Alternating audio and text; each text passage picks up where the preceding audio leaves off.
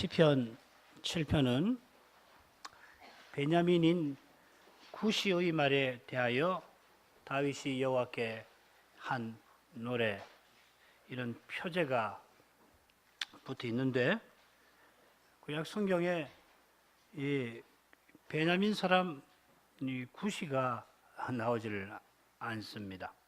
어떤 학자는 사무엘하 18장 끝에 나오는 구스 사람 혹은 베냐민 사람 시므이나 세바, 사무엘하 16장 20장에 나오는 그들과 관련된 사건이 이 시의 역사적 배경일 것이다 제안하기도 합니다. 이 역사적 배경을 알 수만 있다면 시를 이해하는 데 틀림없이 유익하겠지만은 시의 교훈을 깨닫기 위하여서 반드시 역사적 정황을 알아내야 하는 것은 아닙니다. 게다가 나를 쫓는 모든 자라든지 사자같이 나를 찢고 뜯을까 합니다 하는 표현에서 다윗의 생애에 나오는 비슷한 사건들을 짐작해 볼 수가 있을 겁니다. 다윗의 생애만 아니라 무릇 고난당하는 신자의 삶에도 그런 비슷한 일들이 있습니다. 결국 그 모든 고난이 그리스도의 십자가와 연결되어 있습니다. 주님이 십자가에서 고난당하시는 까닭에 신자가 고난을 받습니다. 신자의 고난을 통하여서 하나님의 뜻이 이루어져 갑니다. 신약의 신자만 아니라 구약의 신자도 이 점에서 다르지 않습니다. 먼저 시편 7편의 줄거리를 볼까요? 1, 2절 시인이 여호와께 피하면서 구원을 간구합니다. 3절부터 5절에서는 시인이 자기의 무죄함을 아뢰입니다. 그리고 6절부터 11절 가장 긴데 하나님의 의로우신 판결과 심판을 구하는 내용입니다. 그리고 12절부터 16절까지는 악인들이 자기의 악에 망한다, 하나님께 의로운 판결을 심판을 구했는데 하나님의 판결과 심판은 어떤 방식으로 이루어지는가? 12절부터 16절에 나옵니다. 17절은 구원하시는 하나님을 향한 감사와 찬송이 기록이 되어 있습니다. 이 시는 우리가 지금까지 살핀 3편부터 6편까지와 비슷하게 시인이 어려운 현실에서 여호와의 구원을 간구하는 일로 시작되고 하나님이 시인을 구원하시는 일을 감사하며 찬송하는 일로 시가 끝납니다. 표제에 나오는 식가연이라는 말은 탄식이라는 뜻이 있는데, 그래서 이 시도 계속해서 탄식으로 이어집니다마는 고난받는 신자의 탄식은 결코 외면당하지 않습니다.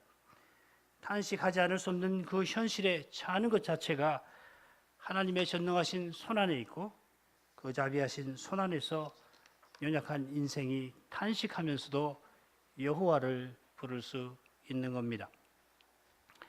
제2연에서는 시인이 자기의 무죄함을 아뢰입니다. 만일 자기가 여호와 앞에서 심판받을 그럴 일을 행했다면 원수들이 자기 생명을 앗아가게 해달라고 구합니다. 이 점에서 이 시는 시편 6편과 조금 다르지요. 시편 6편에서는 시인이 범죄하여 하나님의 책망과 징계를 받고서 하나님의 진노 아래 신음합니다. 반면에 시편 7편의 시인은 제3연에서 나의 의와 내 안에 있는 성실함을 호소하기까지 합니다. 그렇긴 하지만 시편 6편의 시인도 자기의 원수들에게 큰 어려움을 겪고 구원의 소망이 끊어지는 것 같은 고난을 겪습니다. 게다가 시편 6편에 나오는 대적들, 8절에 나오는 대적들이라는 표현이 시편 7편에 똑같이 등장합니다. 5절, 7절에 같은 낱말이 나옵니다. 제3연에서는 시인이 하나님의 의로운 판결과 심판을 구합니다.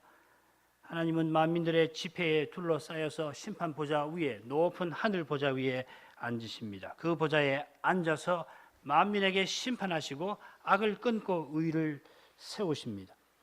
정직한 자를 구원하시고 죄에 대하여 매일 분노하십니다.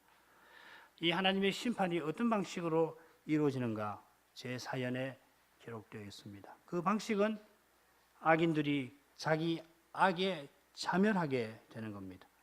가령 악인이 의인을 빠뜨리려고 웅덩이를 파놓았는데 그 웅덩이가 도리어 악인들에게 함정이 됩니다. 악인이 자기 꾀와 힘으로 악한 욕심을 이루려 하는데 그게 도리어 자기를 멸망에 떨어지게 만드는 겁니다. 바로 여기서 여호와의 의로우심이 드러나고 지극히 높으신 그분의 영광이 나타납니다. 그 영광을 보고서 시인은 찬송하며 하나님의 의로우심, 언약을 지키시는 하나님을 인하여 감사를 드리고 있습니다. 자, 이제 본문 살피죠. 여호와 내 하나님이여 주께 피하오니 나를 좇는 모든 자에게서 나를 구하여 건지소서. 건져낼 자 없으면 저희가 사자같이 나를 찢고 뜯을까 하나이다. 시인은 여호와 내 하나님이여 이렇게 시를 시작합니다. 똑같은 표현이 둘째 연 맨 처음에 3절에도 나옵니다. 구약에서 여호와를 내 하나님하고 부르는 일은 거의 대부분 거의 전부라고 할 수 있을지 모릅니다. 하여튼 제가 다 찾아본 바로는 중보직을 맡은 분들의 입에서 나옵니다. 그런 점에서 우리가 하나님을 아바 아버지라 부르는 일은 작은 일이 아닐 겁니다. 성신이 그리스도의 영으로 우리 안에 계셔서 우리가 그리스도처럼 하나님을 부를 수 있게 하신 것입니다. 마찬가지로 구약의 시인이 여호와 내 하나님이여 부르며 시를 지은 덕분에 이 시를 부르는 시편 성전 찬송에 백성이 참여할 수가 있게 되었습니다. 이 시에는 여호와 칭호가 모두 7번 나옵니다. 하나님의 계시를 받아 전하는 이 시인이 여호와 자기 하나님께 피신하였습니다. 시편 5편의 시인은 거짓과 속임으로 피 흘리려고 하는 죽이려고 하는 원수들에 둘러싸여 있으면서 여호와께 피하여 여호와께서 방패로 함같이 자기를 은혜로 호위해 주실 것을 바라보았습니다. 그처럼 이 시인은 자기를 뒤쫓는 자들에게 쫓기는 그 절박한 처지에서 하나님께로 피신하였습니다. 가령 다윗이 몽진을 떠날 때 압살롬과 그의 군대에게 쫓겨가는 모습을 한번 상상해 보십시오.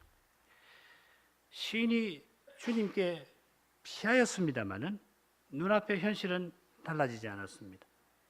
연약한 인생이 틀림없이 하나님께로 피합니다만 피하였을지라도 그 연약함 자체가 사라지지 않듯이 죽음의 두려움도 저절로 사라지지는 않습니다. 두려움을 불러일으키는 현실이 그대로 있는 까닭입니다. 어쩌면 시인이 처한 현실은 더 어려워져 갔던 것 같아요. 2절을 번역을 다시 해보겠습니다. 저희가 사자같이 나를 찢고 뜯을까 두렵습니다. 건져줄 자 하나 없이. 원수들이 시인을 뒤쫓았는데 이제는 마치 사자가 먹잇감을 물어 죽이고는 그 살점을 찢어서 너덜너덜하게 만드는 것 같이 시인은 꼼짝없이 죽을 처지에 놓였습니다. 시인의 눈에는 그 두려운 형편에서 자기를 건져줄 사람이 단 한 사람도 보이지 않는 처지입니다. 하나님께 피하였습니다만 눈앞에는 죽음의 그림자만 더욱 짙게 깔려 있습니다. 이런 점에 비춰서 시인이 죽게 피하고서는 나를 구하소서, 건져주소서 외치는 그 심정을 상상할 수 있고 이해할 수 있습니다. 주님께 피하였습니다마는 눈앞에 죽음의 현실이 있으니 연약한 인생은 구원을 바라며 간절히 구하지 않을 수 없었습니다. 주님께 피하면서 주님이 전능하신 손길로 보호해 주실 것을 믿습니다만 그러나 우리가 믿는 그 사실 자체가 우리가 믿는다라고 하는 그것 자체가 연약한 우리를 붙들어 주는 것 아닙니다. 그런 까닭에 어려운 현실에서 우리는 낙담하고 좌절합니다. 울지 않을 수 없습니다. 눈물이 그냥 쏟아져 내립니다. 주님을 믿고 주님께 피했는데 현실은 그대로일 뿐만 아니라 더욱 어려워지니 두려워하지 않을 수 없고 주님을 틀림없이 믿지만 여전히 두려워하는 자기 자신이 미워서라도 슬퍼하지 않을 수 없습니다. 이런 데서 인생의 연약함을 절감합니다. 그러나 그 연약함이 형통한 그때에도 여전히 우리에게 있다는 것을 기억하시기를 바랍니다. 이것을 보고 더욱 주님을 의지하는 사람은 실로 복된 사람일 것입니다. 주님을 언제든지 의지하는, 날마다 의지하는 그 사람이 어려운 현실에서도 주님께 즉시로 피할 수 있고 여전히 죽음의 현실이 있지만은 주님을 계속해서 부를 수가 있을 겁니다. 시인이 다시금 여호와 나의 하나님이여 하면서 이제 자기의 무죄함을 아뢰입니다. 여호와 내 하나님이여, 내가 이것을 행하였거나 내 손에 죄악이 있거나 화친한 자를 악으로 갚았거나 내 대적에게 무고히 빼앗았거든 원수로 내 영혼을 쫓아 잡아 내 생명을 땅에 짓밟고 내 영광을 진토에 떨어뜨리게 하소서. 시인은 하나님께 피하고서 여전히 원수의 무서운 공격 앞에서 여호와께 호소합니다. 3절과 4절에서 자기가 만일 4가지 악을 행했다고 가정한다면 4가지 악을 당하게 해달라고 5절에서 아뢰입니다. 5절에 잡아라는 말이 있는데 나의 영혼을 쫓아 붙여 읽으시지 말고 떼어서 읽으시는 게 좋습니다. 원수에게 4가지 악한 일을 당하게 해달라고 했는데 그 내용을 보면은 1, 2절에서 시인이 지금 겪고 있는 현실과 비슷합니다. 5절 처음에 내 영혼을 쫓아 했는데 바로 그 표현이 1절에 그대로 사용되어 있습니다. 원수들이 시인의 목숨을 노리고 뒤쫓아가고 있습니다. 사자가 먹잇감을 뒤쫓아가다가 마침내는 그 위에 덮쳐서 잡아가지고서 그 목숨을 빼앗고 죽은 사냥감을 비참하게 만들어버리듯이 시인은 자기가 만일 잘못했다면 그런 일을 원수에게 당해도 좋습니다 합니다. 이런 걸 보면 시인이 지금 너무도 다급하게 하나님의 도우심을 구하는 것이겠죠. 죽음의 현실 앞에서 시인이 자기의 무고함을 호소하는 것입니다. 하나님께만 구원이 있음을 알고 하나님의 도우심을 구하는 것이지 한가로이서 죄 짓지 않았습니다 하고서 자기 의 자랑하는 것 아닙니다. 3절에 내가 이것을 행하였다면 했는데 이것이 뭘까 알기가 어려운데 아마도 다급한 현실에서 만일 제가 이런 것을 행했다면 곧 만일 제 손에 죄악이 있다면 이런 식으로 이야기한 것을 표현한 것인지도 모르겠습니다. 어쩌면은 지금 자기 원수들이 자기를 뒤쫓는 그런 악한 일을 가리킬 수도 있습니다. 1, 2절에 이야기한 그런 일을 내가 행했다면 만일 그렇다면 내 손에 죄악이 있거나 화친한 자를 악으로 갚았거나 내 대적에게 무고히 빼앗았다 하는 표현들은 지금 시인의 대적들이 시인에게 행하고 있는 그런 악들로 볼 수가 있습니다. 우리 청소년들 탈리오 법칙이라는 거 들어보셨죠? 눈은 눈으로, 이는 이로 갚는 고대의 형벌 원칙입니다. 시인이 지금 자기 원수들에게 당하는 그런 일을 전에 자기가 다른 사람에게 했다면 자기가 주님 달게 받겠습니다. 그러니까 그런 일 없습니다 하는 거예요. 이렇게 해석하면 시인이 지금 어떤 어려움을 겪는지 짐작할 수 있습니다. 이 손에 죄악이 있다 하는 것은 폭력을 행사해서 피 흘리는 것을 가리키는 것 같습니다. 화친한 자를 악으로 갚는 것은 언약을 서로 맺어서 어려울 때 서로 돕자고 했는데 어려운데 돕기는커녕 해치는 그런 것입니다. 내 대적에게 무고히 빼앗는다 하는 표현이 번역하기가 좀 어려운데 바로 앞에 화친한 자가 악으로 갚는 사실과 붙여서 읽으면 이유 없이 나를 대적하는 자를 약탈하는 것 이렇게 새길 수가 있습니다. 시편 25편 3절 같은 데를 참조하면 이유 없이 나를 대적하는 자를 약탈하는 것. 여기 대적하는 자라는 표현이 시편 6편 8절에 나옵니다. 시인의 원수는 시인과 언약을 맺어 혈맹이 되었는데도 이의 없이 곧 악심으로 등을 돌리고 목숨을 노립니다. 목숨이 위태로운 현실도 시인을 괴롭게 합니다만 함께 죽고 함께 살자고 언약을 맺은 사람들에게 목숨을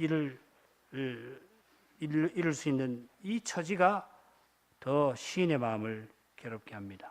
게다가 언제 목숨을 잃을지 모릅니다. 목숨만 잃고 마는 것이 아니라 내 생명을 땅에 짓밟고 내 영광을 진토에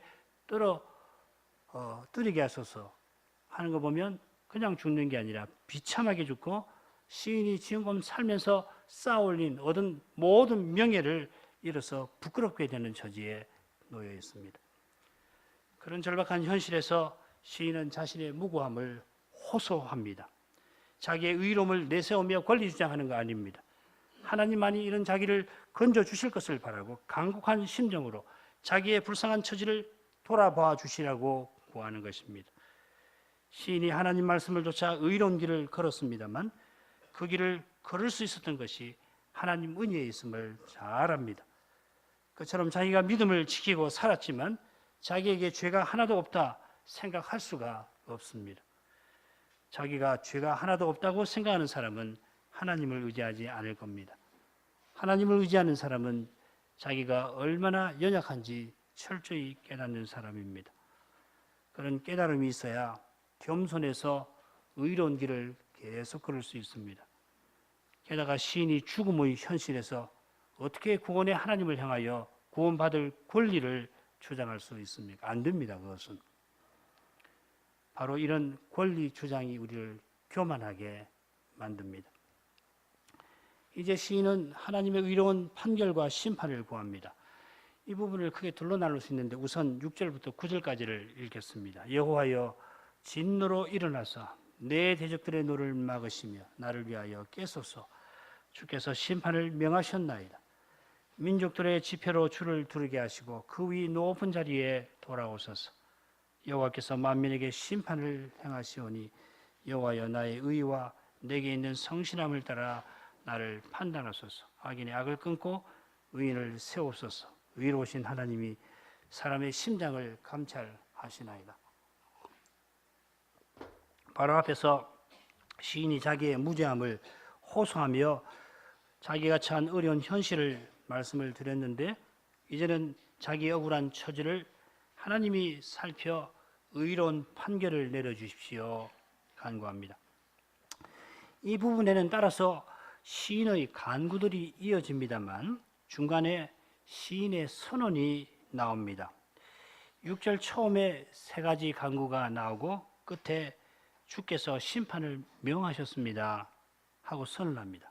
그리고 다시 두 가지 간구가 이어진 다음에는 여호와께서 만민에게 심판을 행하실 것입니다 하고서 또 선언합니다. 이 선언 후에 두 가지 간구가 더 나오고 9절 끝에 다시금 하나님의 어떠하심을 선언하는 내용이 나옵니다. 시인의 간구들이 하나님에 대한 시인의 고백과 얽혀 있습니다.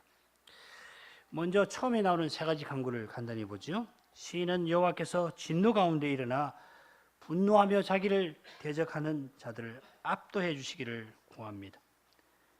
시인의 간구는 시편 2편의 처음 부분을 연상시킵니다. 열방이 반역하며 큰 소리로 구호를 외칠 때 하늘에서 여호와께서 거룩한 비웃음 소리로 그들을 압도해 버리십니다. 아울러서 대적하는 자들 또 여호와의 분노는 시편 6편에도 나옵니다. 6편에서 시인이 분노하시는 여호와의 징계를 받고 있는데 그의 대적들이 시인의 소망을 끊어지게 만들었습니다. 비슷하게 지금 시인은 대적하는 자들의 무서운 공격에 살 소망이 끊길 지경입니다. 그런 현실에서 시인이 나를 위하여 깨소서 외칩니다. 하나님이 졸지도 주무시지도 않는 분이십니다만 살 소망이 끊어진 처지에서 시인은 간절히 하나님의 도우심을 구합니다. 거기서 하나님은 졸지 않으시는데 그런 거 생각할 여유가 있습니까? 살려주십시오 하는 겁니다. 그 절박한 심정에서 시인은 주께서 심판을 명하셨나이다 하고서 여호와 하나님이 자기의 처지를 살펴주셔야 할 근거를 댑니다. 앞에서 일어나서서 막으소서 깨소서 간구하다가 여기서는 하나님께서 행하신 일을 아뢰었습니다. 여기 심판이라고 번역되었는데 공의라고 번역하는 것이 더 좋을 것 같습니다. 여호와께서 공의를 명령하셨는데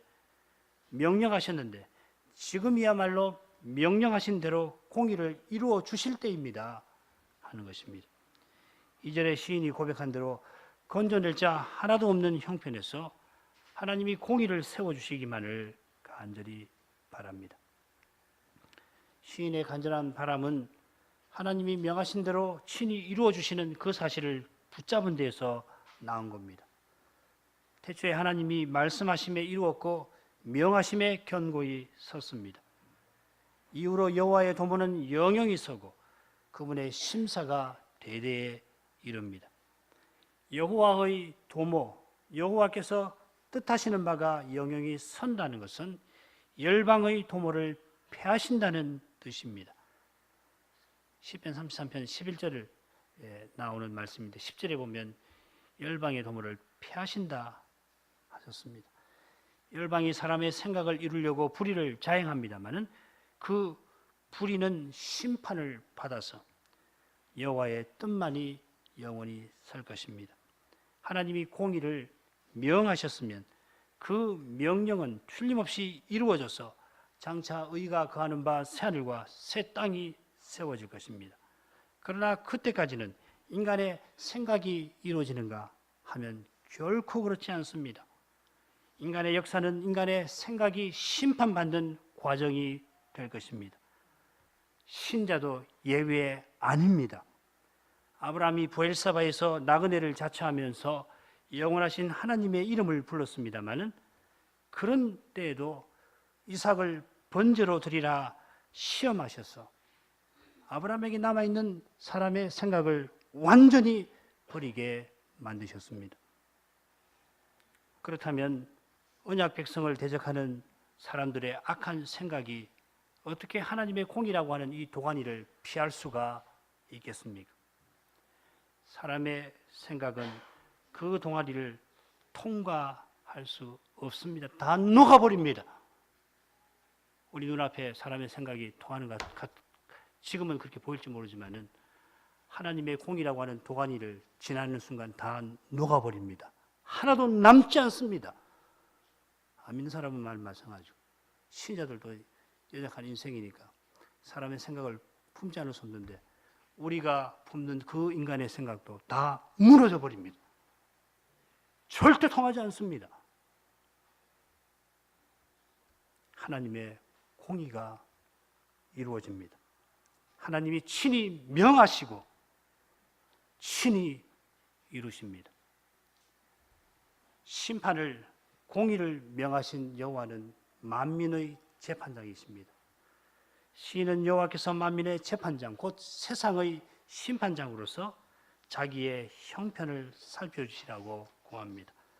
만민을 심판하는 보좌는 그 위 높은 곳 하늘에 있습니다. 만민은 하늘 저 아래에 있습니다. 하늘 보좌에 앉으신 하나님은 만민의 심판장으로서 각 사람의 형편을 살피십니다. 우리 각 사람의 마음을 살피십니다. 시인이 연약한 인생이라 다급한 현실에서 높은 자리로 돌아오십시오. 간절한 심정을 토한 것입니다마는 하나님은 매 순간 그 보좌에 앉아서 만민을 심판하십니다. 살펴보십니다. 그런 하나님이 자기 백성의 심정과 형편을 얼마나 보살펴 주시겠습니까? 예수께서는 너희 아버지께서는 너희 머리카락 하나도 다 헤아리신다 하셨습니다. 우리 자신도 대수롭지 않게 그냥 스쳐가는 그러한 일도 하나님은 우리의 아버지로서 그 모든 일을 다 헤아려 주십니다. 그렇다면 우리가 다급해서 숨이 곧 넘어가려 하는 그때에 그분이 어떻게 하시겠습니까? 이어서 시인은 여호와께서 만민에게 심판을 행하시오니 합니다. 하나님이 만민의 심판장으로서 그 보좌에 좌정해 주시기를 간구했는데 마치 그 광경을 눈으로 보는 것처럼 시인은 여호와께서 만민에게 심판을 행하시겠습니다 하고 선언합니다. 앞서 주께서 공의를 명하신 것을 아뢰면서 자기 형편을 살펴주실 것을 바라보았는데, 이제도 주께서 보좌에 앉아 만민의 심판장으로서 자기의 억울한 사정을 바로 잡아주실 것을 바라봅니다. 시인은 거듭 여호와의 이름을 부르면서 자기의 의와 자기 안에 있는 성실함을 말씀드립니다. 앞서 시인이 다급한 가운데 자기의 무지한 것을 말씀드렸는데, 이제도 언약의 하나님이 자기가 언약 지키며 살았던 그것을 살펴주실 것을 겸손히 구하는 것입니다. 시편 4편의 시인이 내 의의 하나님이여 부르면서 하나님이 곤란 중에 자기를 건져주신 일을 고백했던 것처럼, 이제도 시인은 하나님의 구원을 바라면서 자기의 의와 성실함을 아뢰는 겁니다. 10절에 마음이 정직한 자를 구원하시는 하나님이라는 표현이 나오는데, 마음이 정직한 자가 구원받을 권리가 있다는 게 아니라 그런 정직한 자를 구원해 주시는 은혜를 강조하는 것입니다.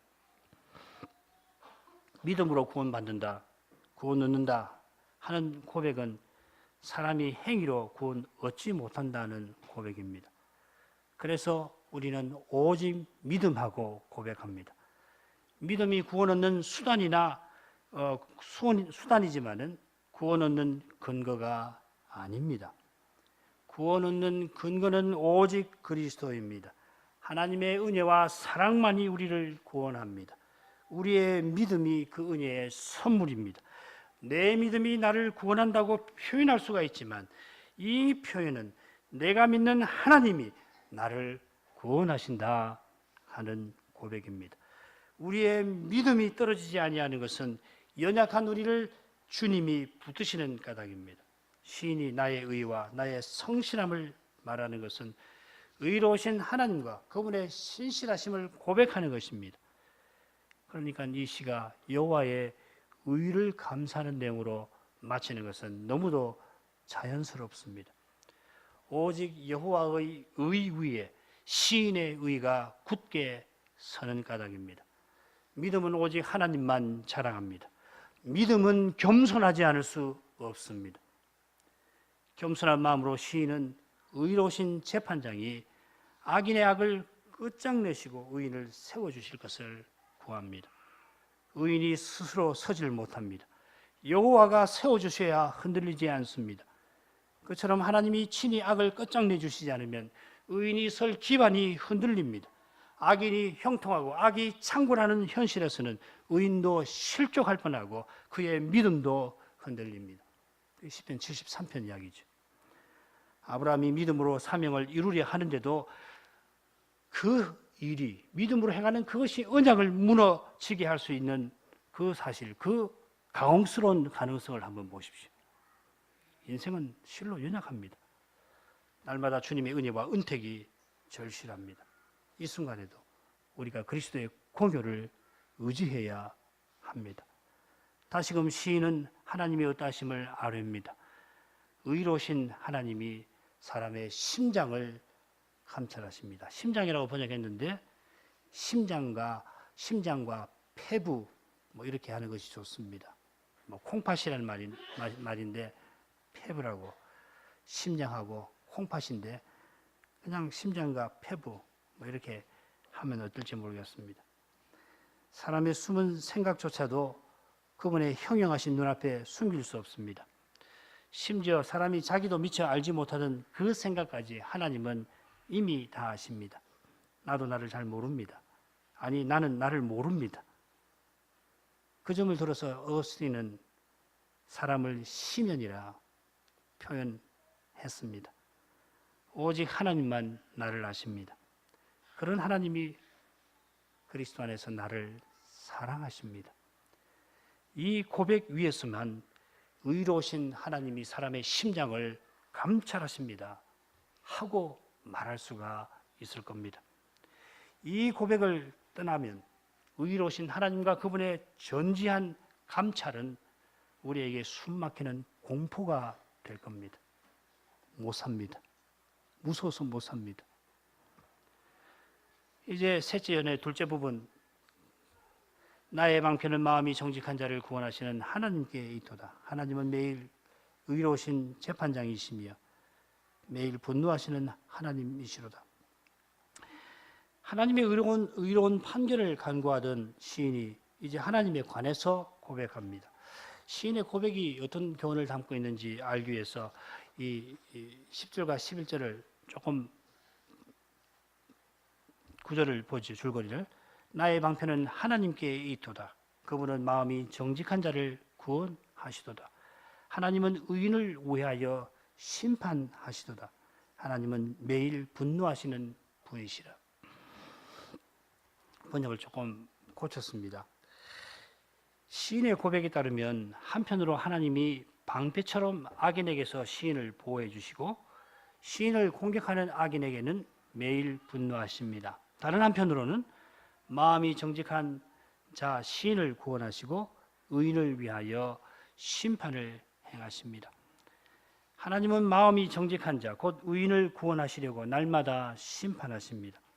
조금 후에 하나님의 심판이 어떻게 이루어지는지를 살피게 되겠습니다만 이 구절에서 우리가 분명히 배울 수 있는 교훈은 하나님이 매일 자기 백성을 위해서 심판하시는 일을 쉬지 아니하신다는 사실입니다. 만일 하루라도, 아니 한순간이라도 하나님이 그 일을 쉬신다면 이 세상이 어떻게 될 것 같습니까? 그런 세상에서 하나님 백성이 얼마나 심한 고난을 겪을까요? 우리가 고난 가운데서도 견딜 수 있는 것은 하나님이 고난받는 백성을, 자기 백성을 돌보시는 까닭입니다. 혹 우리 눈앞에 불의한 일들이 거침없이 이루어지는 것 같고 그것을 본 우리 마음이 낙담의 늪에 빠져들어갈지라도 하나님이 우리 현실에서 눈을 돌리고 계신다든지 낙담한 우리를 외면하시는 것처럼 생각하지 마시기를 바랍니다. 그분은 지금도 우리 머리카락을 다 헤아리고 계십니다. 한 오락이라도 허투루 떨어지지 않습니다. 사소한 일 하나도 그분의 자비하신 손을 벗어나지 않습니다. 이제 시인은 하나님의 의로운 심판이 어떻게 이루어지는지를 교훈합니다. 사람이 회개치 아니하면 저가 그 칼을 가르시며 그 칼을 이미 당겨 예비하셨도다. 죽일 기회를 또한 예비하시며 그 만든 살은 화전이로다. 악인이 죄악을 해산하며 자녀를 잉태하며 괴유를 낳았도다. 저가 웅덩이를 파만들며 제가 만든 함정에 빠졌도다. 그 자녀는 자기 머리로 돌아오고 그 포악은 자기 정수리에 내리리로다. 이 부분의 교훈을 잘 이해하기 위해서 12, 13절의 번역을 조금 검토할 필요가 있습니다. 한글 개역처럼 번역해도 좋은데 번역을 조금 바꾸면 이렇게 됩니다. 사람이 회개치 아니하면 그는 회개치 아니하는 사람입니다. 그는 자기 칼을 가는 것이요 자기 활을 이미 당기어 겨누고 있는 것이라. 자기를 향하여 죽일 기계를 만들고 있고 자기 화살들을 불타는 화살들로 만드는도다. 이렇게 번역하는 것은 그저 문법적으로만 가능해서만 아니고 15, 16절 내용과 관련이 되어 있습니다. 13절이 아니라 14절에 악인이 나오지. 우리말에 악인이 나옵니다만 원문에는 악인은 없습니다. 그냥 그입니다. 14절만 아니고 12절부터 16절까지 주어는 오직 하나입니다. 그입니다. 똑같습니다. 아울러 그가 의인을 죽이려고 웅덩이를 파는데 그 웅덩이가 자기를 죽이는 함정이 됩니다. 그처럼 사람이 회개치 아니하면 심판을 자초하는 모습을 12, 13절에도 그려놓고 있는 것 같습니다. 한글 우리 갖고 있는 개역 성경처럼 번역해도 시인이 전하고자 하는 교훈은 근본적으로 달라지지 아니합니다만은 고친 번역을 참조해 보면 사람이 회개하지 아니하는 것이 얼마나 두려운 일인지 새삼 깨닫게 됩니다. 악인이 의인을 죽이려고 칼을 갈고 있는데 실은 그 칼은 자기를 죽이는 칼입니다. 회개하지 않고 독한 마음으로 죽이려고 계속 칼을 날카롭게 갈면 갈수록 자기 심판은 더 심해질 것입니다. 의인을 쏘려고 당기고 있는 그 활이 실은 자기를 겨누고 있는 활입니다. 의인을 죽이려고 기계를 만드는데 그 기계로 자기가 죽을 것입니다. 불화살을 만들어서 곱게 죽이지 않고 불화살을 만들어서 더욱 고통을 의인에게 안겨주려고 하는데 그 활이 자기를 겨누고 있습니다. 사람이 죄를 회개치 아니하는 것이 얼마나 무서운 일입니까? 이런 말씀은 심판받을 악인들에게 해당되지 우리와는 상관없다 생각할 수 없습니다. 이런 말씀 앞에서 날마다 회개할 마음을 품지 않을 수가 없습니다. 14절에 기록된 악인의 삶이 어떤지를 한번 보십시다. 악을 해산하고 자녀를 잉태하고 계율을 낳았다 했는데 이 악이나 자녀라는 말이 시편 90편에 그대로 나옵니다. 시편 90편에는 어떻게 되냐면 평생 자랑이 수고와 슬픔뿐이라 고백을 모세가 하는데 악 자녀가 똑같은 낱말입니다. 악이라는 말이 시편 90편에서는 슬픔으로 자녀는 수고라고 각각 번역이 되어 있습니다. 시편 90편에서 수고와 슬픔뿐인 삶은 주의 분노 중에 신속히 사라지는 그런 허무한 삶을 가리킵니다. 아울러 괴율도 수고해서 얻고자 하는 그것이 실은 가짜로 드러나는 것을 가리키는 것 같아요. 잠언 11장 18절에 나오는데 이 비슷한 표현이 로마서 6장을 보면 죄의 삭은 사망이라 했습니다. 평생 죄를 주인으로 섬긴 대가가 뭐냐면 죄라고 하는 주인을 평생 섬겼는데 주인인 죄가 섬긴 종에게 뭘 줍니까? 영원한 사망을 평생의 세경으로 준다는 말씀 아닙니까? 지금 이 괴율을 낳는다는 말이 그런 것 같아요. 14절에 묘사하는 악인의 삶도 비슷합니다. 지금은 자기 뜻을 이루고 자기 욕심을 성취하며 사는 것 같습니다마는 하나님의 진노 아래에서 두려워하며 속히 사라져 버릴 뿐입니다. 수고와 슬픔밖에 얻지를 못합니다. 그 허망함을 악인이 의인을 죽이려고 만든 그 웅덩이에 자기가 빠지는 데서 이미 맛보게 될 것입니다. 자기가 의인에게 휘두른 그 포악, 폭력이 자기 정수리에 내릴 것입니다. 그 중간에 그 잔해는 자기 머리에 돌아온다 했는데 조금 전에 살핀 대로 이 잔해는 하나님의 진노 아래 삶이 허무하게 끝나는 것을 가리킵니다. 악인이 의인의 삶을 허망하게 만들려고 합니다만 자기가 그런 비참한 최후를 맞이한다 하는 말씀입니다. 죄가 이렇게 무섭습니다. 회개해야 합니다. 하나님의 기이한 심판을 깨달은 시인은 하나님을 향한 감사와 찬송으로 시를 마칩니다. 내가 여호와의 의를 따라 감사하며 지극히 높으신 여호와의 이름을 찬송하리로다. 자기의 의를 따라 판단해 주시라고 구하던 시인이 여호와의 의를 따라 감사합니다. 여호와가 의로우신 까닭에 시인이 언약을 끝까지 지킬 수 있었습니다. 시인이 믿음을 지키고 살게 하시는 여호와는 지극히 높으신 분, 민족들을 통치하시는 분이십니다. 지극히 높으신 하나님이라는 이 칭호가 엘론이라는 칭호가 아브라함이 소수의 가병을 이끌고 대원정군을 이기고 돌아왔던 그 사건에 처음 나오는 거 기억하실 겁니다. 아브라함이 소수의 가병을 이끌고 승리하며 돌아올 수 있었던 것은 지극히 높으신 하나님이 그 대군을 아브라함의 손에 붙이신 까닭입니다. 오늘날에도 우리 하나님이 이같이 큰 능력으로 자기 자녀들을 보호하십니다.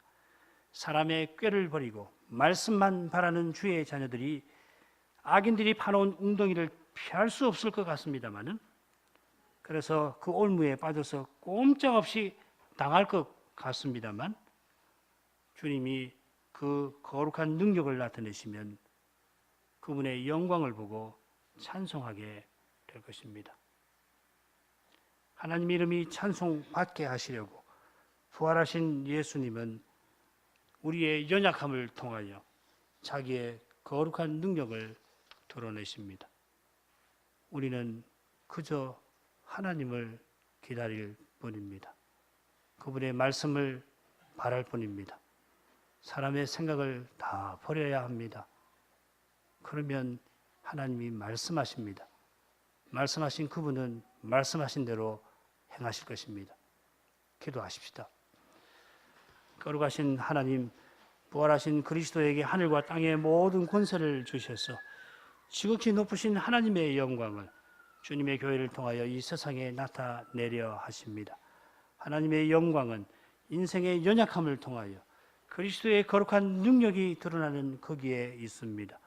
그리스도께서 십자가를 지신 거기에 있습니다. 십자가 부활로 그리스도는 우리의 악을 하나님의 선으로 바꾸어 하나님의 이름이 찬송받게 하십니다. 사람의 영광을 추구하는 일은 반드시 실패하고 사람의 생각은 피령코 무너지게 만드십니다. 악인이 그 악으로 말미암아 망하게 하십니다. 그러므로 당장에 어려울지라도 하나님의 말씀만을 바라게 하옵소서. 당장에 죽을 것 같을지라도 부활의 능력을 바라보게 하옵소서. 그리하여 여호와의 의를 따라 감사할 수 있기를 구합니다. 연약할지라도 참된 믿음으로 주님의 약속을 굳게 붙들 수 있기를 구합니다. 저희 마음 깊은 곳에서 주님을 향한 찬송이 솟아나기를 기도합니다. 예수님의 이름으로 기도합니다. 아멘.